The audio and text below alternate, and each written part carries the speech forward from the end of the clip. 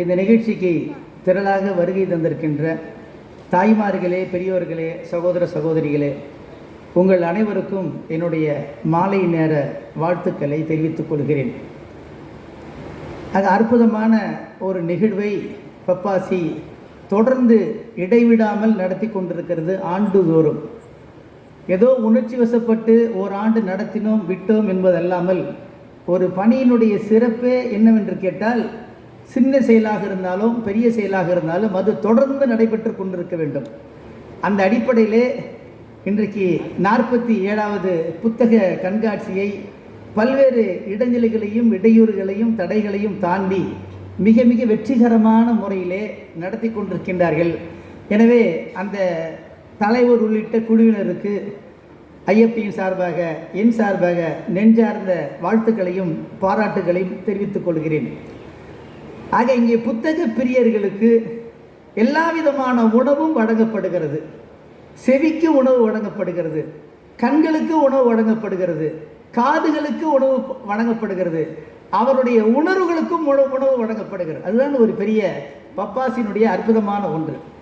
ஆக இங்கே யார் வேண்டுமானாலும் உள்ளே வரலாம், அவர்களுக்கு விருப்பமானதை அள்ளி கொண்டு செல்லலாம், பெற்றுக்கொண்டு செல்லலாம், பருகி கொண்டு செல்லலாம், எடுத்துக்கொண்டு செல்லலாம் என்ற அடிப்படையிலே அற்புதமான முறையிலே அமைதியான நிலையிலே ஆரவாரம் இல்லாமல் தொடர்ந்து நடத்தி கொண்டிருக்கின்றார்கள்.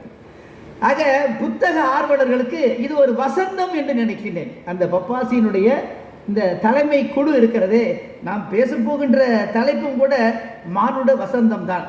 ஆக வசந்தத்தை விரும்பாதவர்கள் யாருமே இருக்க முடியாது.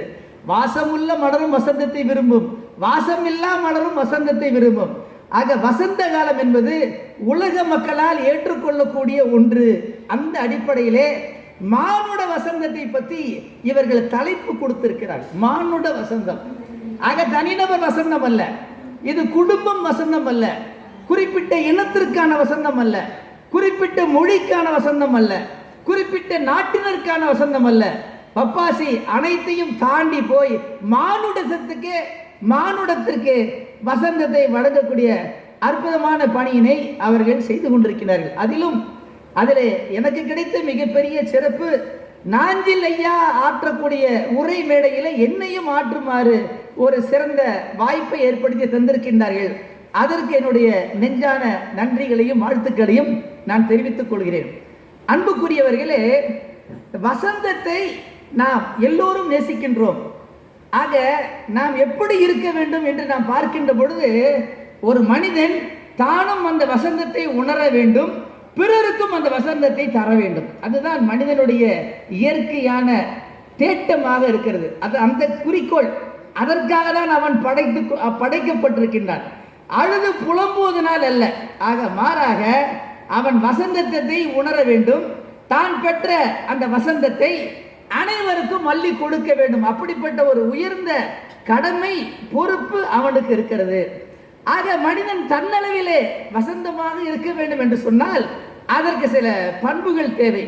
அந்த பண்புகளை பற்றி தான் இன்றைய மாலை நேர உரையிலே சில குறிப்புகளை நான் உங்களுக்கு தரலாம் என்று நினைக்கின்றேன்.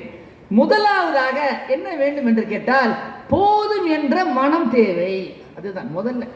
இன்னைக்கு உள்ள பிரச்சனைக்கு என்ன காரணம் அப்படின்னா, எவ்வளவு வந்தாலும் அவனுக்கு பத்த மாட்டேன் என்கிறது. அதாவது உனக்காக சம்பாதி புரிகிறது, மனைவி மக்களுக்காக சம்பாதி புரிகிறது, பிள்ளைகளுக்காக சம்பாதி புரிகிறது, பேர பிள்ளைகள் எள்ளு பேரன் கொள்ளு பேரன் என்று தலைமுறையாக சேர்த்து வைக்க துடிக்கின்றாயே, இது நியாயம் தானா? நாம் எண்ணி பார்க்கின்றோம். இன்றைக்கு வரக்கூடிய செய்திகளை எல்லாம் கையும் களவுமாக பிடிபடுவர்களுடைய பட்டியலாம் பார்க்கின்ற பொழுது நமக்கே தலை சுட்டல் வருகிறது. ஆயிரக்கணக்கான கோடிகள் என்னைய பண்ண போறீங்க இதை வச்சுக்கிட்டு. அப்படிதான் ஒருத்தர் ஒரு வழக்கிலே சிக்கிக் கொள்கிறார். குற்றம் எல்லாம் நிரூபிக்கப்பட்டு விட்டது. நீதிபதி ஐயா தீர்ப்பு வழங்கக்கூடிய நேரம். அப்ப அந்த குற்றவாளியை அழைத்து விசாரித்துக் கொண்டிருக்கின்றார். அவர் தீர்ப்பு கொடுக்க போறார். தீர்ப்பு கொடுப்பதற்கு முன்பாக அவரை பார்த்து கேட்கிறார், ஐயா உங்களுக்கு என்னென்ன தேவை இருக்கிறது? அவர் முடிக்கிறார். என்ன நீதிபதி என்னை பார்த்து இப்படி கேட்கின்றாரு? ஐயா என்ன கேட்கிறீங்க எனக்கு புரியவில்லை. இல்லை நீங்கள் காலையில் என்ன சாப்பிடுவீங்க அப்படின்னு கேட்குறாரு. ஐயா நீதிபதி அவர்களே, எனக்கு ரொம்ப 50 வயசுக்கு மேலே ஆயிடுச்சுங்க, நான் ஒரு நாளைக்கு அதிகபட்சம் 4 இட்லி தான் சாப்பிடுவேன் அப்படிங்கிற. அதுக்கப்புறம் என்ன செய்வீங்க? ஒரு காஃபி குடிப்பேன். சரி, அதுக்கப்புறம் உங்களுக்கு என்ன தேவை இருக்கிறது? ஒரு 11 மணி 11:30 மணிக்கு ஒரு வெஜிடபிள் சூப் குடிப்பேன் அப்படிங்கிற. சரி, அதற்கப்புறம் என்ன தேவை இருக்கிறது? மத்தியானம் கொஞ்சோண்டு சோறு சாப்பிடுவேன் சார், அதிகமான காரம் இல்லாமல் மோர், ரசம், தயிர் இந்த மாதிரி உள்ள ஐட்டத்தை வந்து நான் சாப்பிடுவேன். அதிகபட்சம் ஒரு கிண்ணம்னா அவர் சொல்கிற அளவு பார்த்தீங்கன்னா ஒரு 200 கிராம் கூட தேராது. இவ்வளோதான் அவருடைய மதிய உணர்வு. வேறு என்ன தேவை இருக்கிறது அப்படின்னு கேட்குறாரு. அப்போ அவர் சொல்றாரு, மாலை நேரத்தில் ஒரு சுண்டலோ கடலையோ ஏதாவது ஒரு சின்ன ஸ்நாக்ஸ் மாதிரி ஒரு காஃபி ஒன்று குடிப்பேன். சரி, வேறு என்ன தேவை இருக்கிறது? இரவில் வந்து 2 சப்பாத்தி சாப்பிடுவேன், அல்லது 3 இட்லி சாப்பிடுவேன். இவ்வளோ தான் என்னுடைய இது. சில நேரத்தில் கொஞ்சம் தேவைப்பட்டுச்சுன்னா ஒரு 1/2 டம்ளர் பால் குடிப்பேன் அப்படின்னாரு. அப்போ இதை சொல்ல அவர் கணக்கு போட்டார் நீதிபதி. இதுக்கெல்லாம் எவ்வளோ ஆகும் கணக்கு போடியா அப்படிங்கிறார். நீங்களே எவ்வளோ ஆகும் ஒரு நாளைக்கு? 400 ரூபா ஐயா சொல்கிறார். என்ன அவர் கணக்கியல் நிபுணர், அவர் சொன்னால் நம்ம ஒத்துக்கணும். 400 ரூபா ஆச்சுன்னா மாதம் எவ்வளோ ஐயா தேவைப்படுகிறது? 12,000 ரூபா. அவர் இன்னொரு 5 வருஷம் இருக்காரு வச்சுக்கோங்க, எவ்வளோ தேவைப்படுகிறது? 60,000 ரூபா. அவ்வளோ 5 வருஷம் இருந்தா 5 மாதத்துக்கு. ஆக அன்புக்குரியவர்களே, நீங்கள் வந்து இன்னும் ஒரு 10 வருஷம் 20 வருஷம் நீங்கள் கணக்கு போட்டு பார்த்தீங்கன்னா நீங்களே வந்து அதிர்ந்து போவீங்க. மொத்தமே அவரை போட்ட 7 லட்சம் ரூபா, 2 லட்ச ரூபா சேர்த்துக்காங்க. ஏன்னா 7.5 இருக்கக்கூடாது இல்லை, 2 லட்சம் சேர்த்துக்காங்க, ஒரு 10 லட்சம் ரூபாய். ஆக அன்புக்குரியவர்களே, இந்த 10 லட்சம் ரூபாய்க்காக ஆயிரக்கணக்கான கோடியை ஊழல் பண்றியா? என்ன பண்ண போறேன்னு கேட்கிறார் நீதிபதி. என்னையா பண்ண போற? நீ வந்து என்னன்னா நீ சாப்பிட்டாலும் உனக்கு இவ்வளவுதான் தேவைப்படுகிறது. ஆக ஒரு 10 லட்சம் நீ முழு வாழ்நாளும் நீ விரும்புற இதெல்லாம் சாப்பிட முடியுமான்னு தெரியல. இது அவருடைய டயட்டை சொன்னாரு. அதில் வந்து வயிற்று வலி வரலாம், தலைவலி வரலாம், மயக்கம் வரலாம், காய்ச்சல் வரலாம், ஆஸ்பத்திரியில் போய் அட்மிட் ஆகலாம், ஐசியூவில் இருக்கலாம். அதை கணக்கில் நான் போடலை. அவர் அப்படியே ஆரோக்கியமாக இருப்பதாகவே வைத்துக் கொள்ளுங்கள்.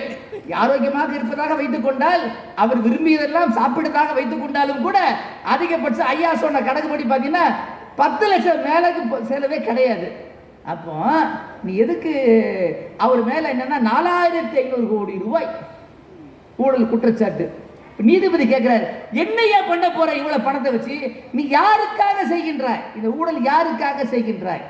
ஆக அன்புக்குரியவர்களே, நாம் இதில் எண்ணி பார்க்க வேண்டும். என்ன காரணம் கேட்டீங்கன்னா, போதும் என்ற மனம் இல்லை, வேணும் வேணும் வேணும் வேணும் வேணுட்டு. அதாவது வயசு ஆக ஆக 2 ஆசை குறையாதான், அது அதிகமாகிட்டே போகும். நபிகள் நாயகன் சொல்றாங்க. ஒன்று என்னன்னா, நான் இன்னும் சில காலம் வாழ வேண்டும் அப்படிங்கிற ஒன்று. 2வது, இன்னும் எங்க இருந்தெல்லாம் பணம் வரும் அப்படிங்கிற ஒன்று. இப்போ என்னன்னு கேட்டிங்கன்னா, அன்றைக்கி அப்படி தான் வாக்கிங் போகும்போது 2 பேர் சந்திக்கிறாங்க. 2 பெரியவர். இவர் கொஞ்சம் வயசில் கம்மியானவர். அந்த பெரியவரை பார்த்து கேட்குறாரு, ஐயா நலமாக இருக்கிறீங்களா? ஆமாம் நலமாக இருக்கிறேன். அவர் பெரியவருக்கு வந்து 70 வயசுக்கு மேலே ஆயிடுச்சு. ஆகிட்டு என்ன இப்போ நீங்கள் எல்லாம் கடமைலாம் முடிச்சிட்டீங்க, எல்லாம் செட்டில்மெண்ட்லாம் பண்ணிட்டீங்க. ஏன்னா அவருக்கு பங்களா இருக்குது, பையன் மகளுக்கெல்லாம் கல்யாணம் பண்ணி கொடுத்துட்டாரு, பேரன் பேத்திலாம் வந்தாச்சு, எல்லாத்தையும் ஸ்கூலில் சேர்த்தாச்சு, ரொம்ப சௌக்கியமாக இருக்கிறாரு. அப்போ எல்லாம் இப்போ இவர் கேட்குறாரு, ஐயா எல்லா கடமையும் முடிச்சிட்டிங்களா, சௌக்கியமாக இருக்கிறீங்களா, இப்போ ஏதாவது ஆசை இருக்குதான்னு கேட்குறாரு. கேட்டவர் எதுக்காக கேட்டார்னா, அவர் சொல்லுவார், இல்லைங்க ஒன்றுமே இல்லைங்க, எல்லாம் வயசாகி போயிடுச்சு, எனக்கு எல்லாம் முடிஞ்சிச்சின்னு சொல்லுவாருன்னு பார்த்து கேட்குறாரு. அவர் சொன்னார் பாருங்க ஒரு வார்த்தை, இல்லை என் பேரை வந்து நீட்டுக்கு எக்ஸாமுக்கு ரெடி பண்ணிட்டு இருக்கிறான், அவன் வந்து ஃபஸ்ட் கிளாஸில் பாஸ் ஆகணும், மெட்ராஸ் மெடிக்கல் காலேஜில் சீட்டு வாங்கணும், அவன் டாக்டராகி என்னை வந்து கவனிக்கணும், அதுதான் எனக்கு ஆசை. 15 வருஷத்துக்கு பிளான் பண்ணுறாரு. அன்புக்குரியவர்களே, கொஞ்சம் யோசனை பண்ணி பாருங்க.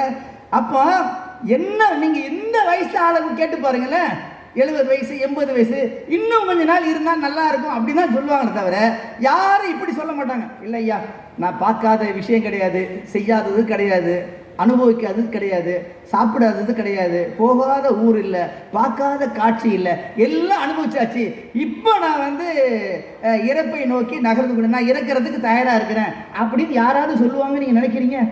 ஒருத்தருமே சொல்ல மாட்டாங்க. ஆக வயது ஆக ஆக இன்னும் வாழ வேண்டுமே என்ற ஆசை வரும். இது நம்பர் 1. நம்பர் 2 என்னன்னு கேட்டீங்கன்னா, இன்னும் சம்பாதிக்க வேண்டும், இன்னும் சம்பாதிக்க வேண்டும், இன்னும் சம்பாதிக்க வேண்டும். அப்போ இதை தான் வந்து ஒரு அறிஞர் சொன்னார், இறைவன் உங்களுக்கு வந்து 2 தங்க ஓடை கொடுத்தா கூட, தங்க ஓடை, தங்க சுரங்கம் அவன் என்ன கேட்பானா, மூன்றாவது சுரங்கம் எங்கே கிடைக்கும்? எவ்வளவு பெரிய ஆசை பார்த்தீங்களா? 2 கிடைச்சா போதும் தானே. ஐயா, ஒன்று சென்னையில் கொடுத்தாச்சு, ஒன்று திருச்சியில் கொடுத்தாச்சு. நம்மளால என்ன பண்ணுவான், இந்த மதுரை இந்த வைகைக்கரை ஓரமாக ஒரு சுரங்கம் கிடைச்சா ரொம்ப நல்லா இருக்கும்ல அப்படின்னு யோசிக்கக்கூடிய தன்மை தான் இன்றைக்கு பார்க்கின்றோம்.